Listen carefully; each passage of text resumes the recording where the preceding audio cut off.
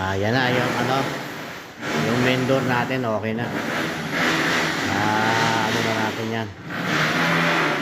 Yan na yung ano, nilitaw ng ano, ng main door. Dati mapangit yan, di ba? Yan. Yan na siya ngayon. Yung hugot ng main door natin. Di ba? Ang ganda na. Nilagyan ko ng haspe para medyo magandang tignan. Ayan. Nakikita nyo yan, may mga haspe yan.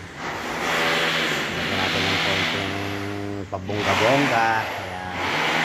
Ayan siya. Yan ang pinalabasan natin. Ito naman yung hagdanan. Okay na rin lahat yan. Binalutan lang para ano, pati yung mga iting na ano, na bakal. Na-sprayan ko na yan. Tapos na yan. Ito, tapos na rin yung pinto. Ayan.